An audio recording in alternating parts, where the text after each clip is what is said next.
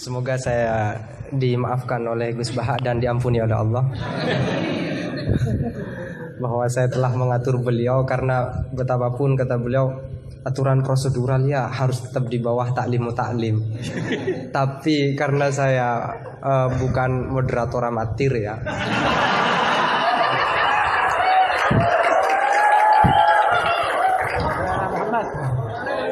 Jadi karena bukan moderator amatir, saya pakai yang satunya, bahwa akhlak itu harus di bawah hukum.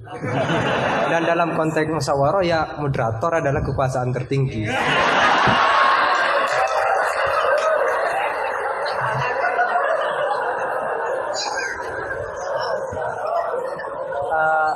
Tapi sekedar nambah cerita itu Gus, di Madura ada seorang yang Alhamdulillah.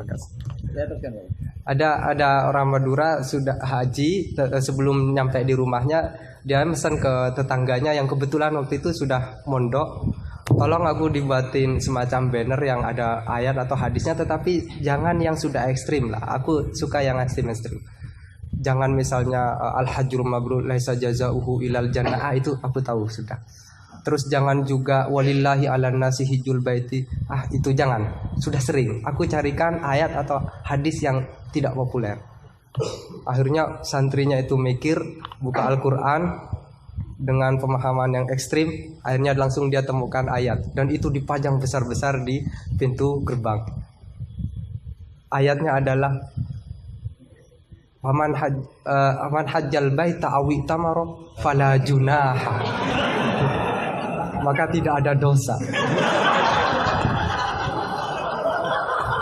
Nah, ini termasuk salah satu memahami ayat Al-Quran yang ekstrim. Gobloknya yang ekstrim. Sampai enggak bahasa Arab saja biar kelihatan halus. Oh. Kalau kita lihat ini berarti itu apa? Tapi nggak begitu rasanya. Saya bahasanya Enggak, saya ada bahasanya. bahasa saya bukan.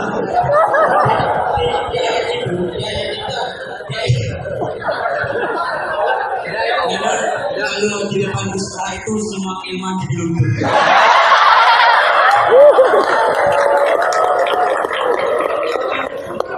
Itu kan kebanggaan agama. Meskipun beliau mengatakan dengan sombong-sombong itu karena sudah jadi dari awal menjadi kebanggaan agama, jadi biasa. Ustaz Khalid ini di kalangan kita ustaz yang paling top. Tapi ketika Ustaz yang lebih alim saya itu biasa saja.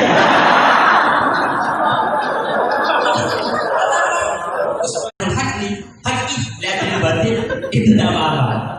Apa namanya? Tak boleh. Jadi tergunakan ini hati yang batin tak boleh.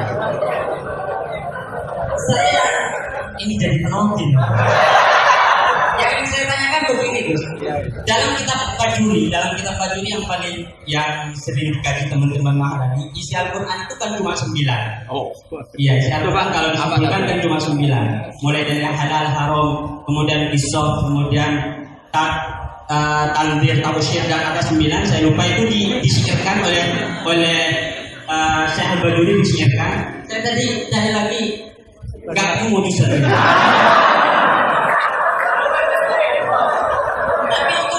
Ya, kepada penanya kedua, saran saya adalah tolong menggunakan bahasa yang singkat. Terus yang kedua juga jangan takut dengan kata-kata intimidasi dari Gus Baha ya. Karena menurut Dale Carnegie itu narasumber yang baik adalah yang mengintimidasi audiennya. Itu adalah salah satu ciri narasumber yang baik. Dale Carnegie mengatakan begitu. Husnudon saya beliau mungkin baca Dale Carnegie. Tapi kalau beliau tahu Dale Carnegie ya.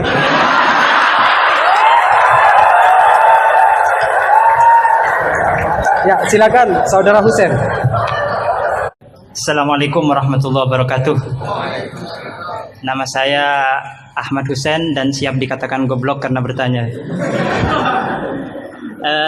Gus Baha ini berapa bulan yang lalu diangkat sebagai Rois Suriah PBNU. Dan itu tidak melalui proses kaderisasi melalui ranting, MWC dan seterusnya.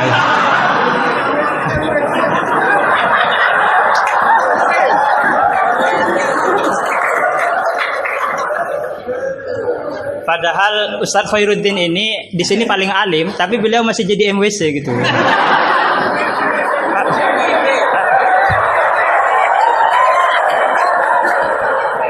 Berangkat dari Gus Ba'a sebagai Rausuriyah, saya ingin bertanya tentang ke-NU-an yang telah dirumuskan oleh Hadratus Syekh Hasyim Asy'ari. Karena beliau kalau misalnya nanti tidak bisa menjawab berarti diragukan ke Rausuriyahnya. Oke. Di dalam risalah atau konun asasi Jam'iyah Nahdlatul Ulama disebutkan bahwa secara keagamaan NU menggunakan sistem bermazhab atau mazhub. Serius ini Gus. Yang pertama dalam akidah, terus fikih dan tasawuf. Nah, dalam fikih misalnya NU menganut Abu Hanifah, terus Malik bin Anas, Muhammad bin Idris Asy-Syafi'i yang lahir tahun 154.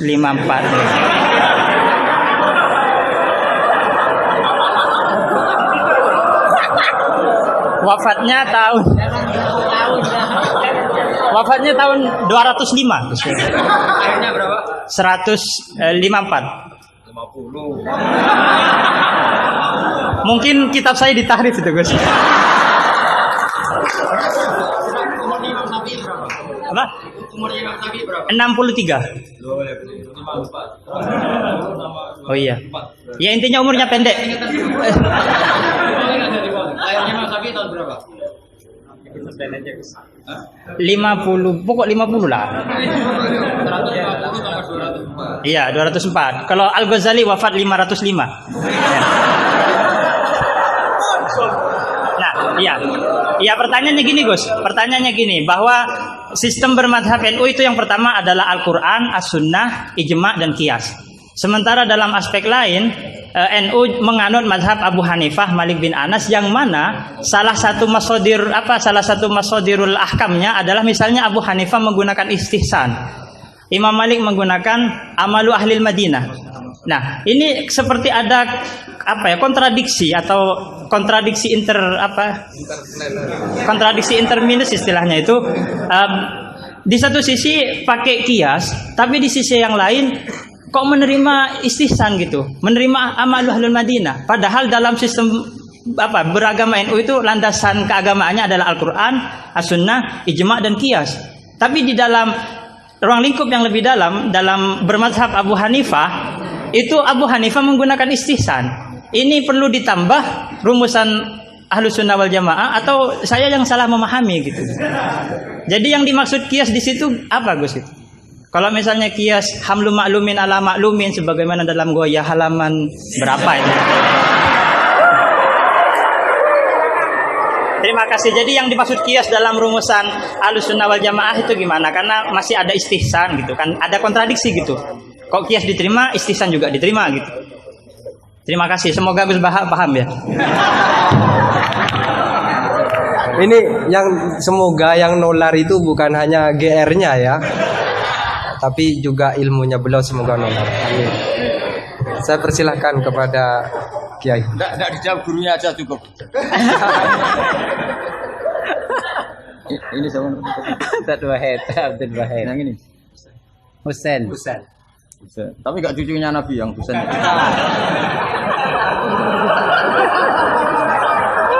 Karena ini juga Husain ya. Ini Husain. Husain. Katanya ini budaknya.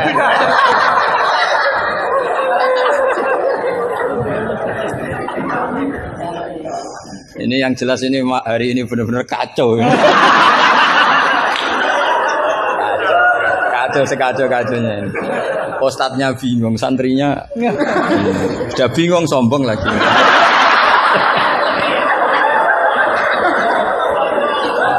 Yang boleh sombong tuh yang sudah ada bingung-bingung.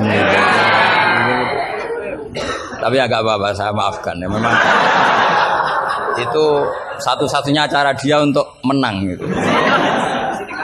Ya. Saya jawab tadi yang dari Ustadz apa Asror. Itu yang penuh misteri mana Asror. Asror itu maknanya kan banyak rahasia. Itu terjemahan bebasnya penuh misteri. Nggak tahu punya misteri apa tadi. Tadi tanya gimana yang tentang apa khilah sama apa? Sama nanya ulang. Coba ulang. Apa? Begini ya, kitab Sajaratul Ma'arif tadi kutipan Anda tak luruskan itu tagnya di Sajaratul Ma'arif saya hafal, judulnya itu la yutrakul haqqu li ajlil batil, ya enggak? Itu mesti persis begitu.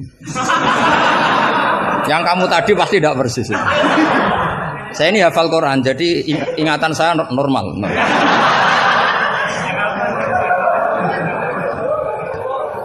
Terus berhalanya namanya apa? Saya ingat kalau berhala yang di Sofa dan Marwah, Isaf dan Nailah. Kamu oh enggak ingat. Udah ingat apa dah? Gitu kok jadi guru.